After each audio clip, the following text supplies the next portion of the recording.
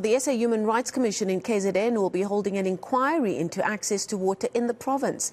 KZN has been swamped with water access challenges from various districts. Let's unpack this further now with the SAHRC's KZN Acting Provincial Manager, Pavershree Padayachee, who joins us virtually. Thank you so much for your time this evening. You know, I must admit, when I saw the title of your statement saying you're conducting a provincial inquiry into water access, I immediately thought of Tongaat that's been in the news. Tonight we've got Hambanati in the news. There's been water shedding that apparently was needed in the Durban area because of the impact of the floods on water access. But no, according to the statement you've sent out, this is based on the large number of complaints you received over the last few years with regards to complaints relating to challenges with access to water in various districts in the province. This is a massive problem that this province has, and it's been around long before the floods came in April and really damaged the water infrastructure.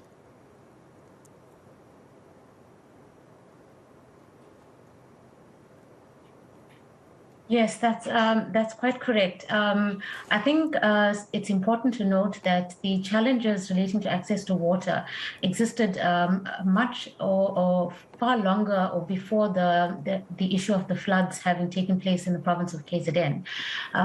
The Commission has been receiving complaints relating to access to water over the past few years, and these were received both by individual complaints as well as groups of residents and communities.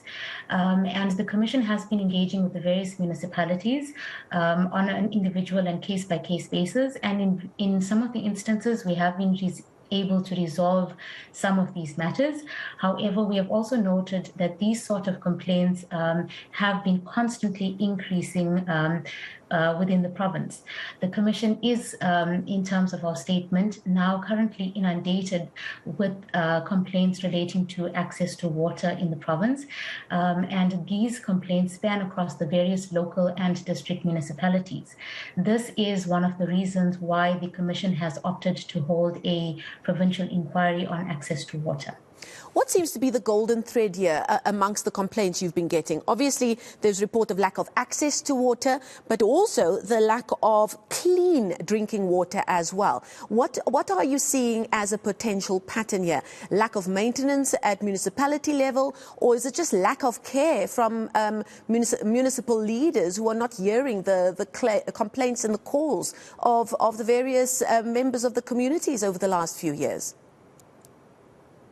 I think it's various issues. A lot of it relates to, or the challenges that we've been alerted to is really relates to infrastructure challenges, the lack of maintenance, which has resulted in the persistent challenges in access to water.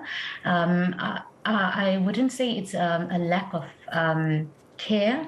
I think there's various issues that need to be taken into account, and these are some of the issues that we will be looking at in the provincial inquiry. Give us an idea of how this inquiry will be set up. Will it be open for public comment? And then what are you hoping will be achieved once you've made some kind of finding based on what you hear at these hearings? So the inquiry will be open to the public.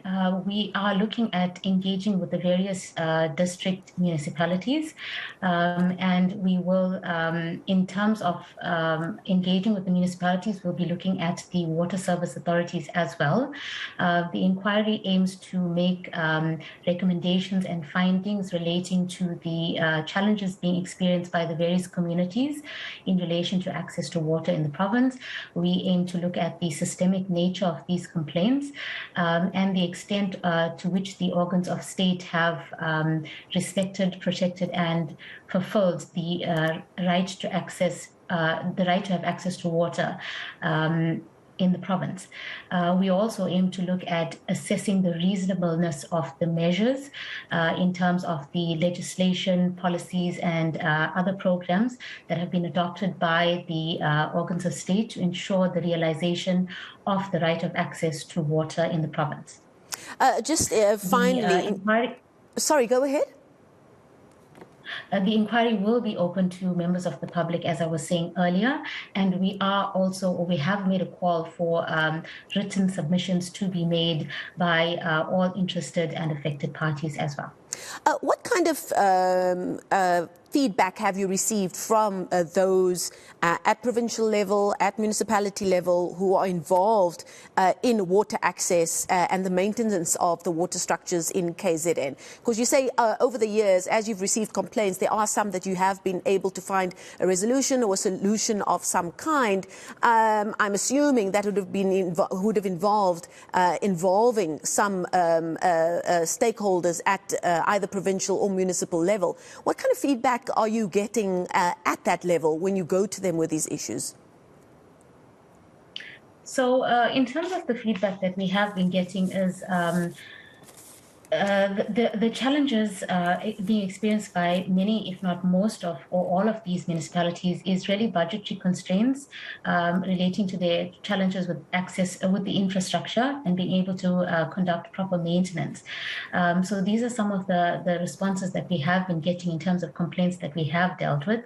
And these sort of issues need to be dealt with at a more strategic level, which is part of the reason we've identified the provincial inquiry on access to water, and we aim to look at these issues as well.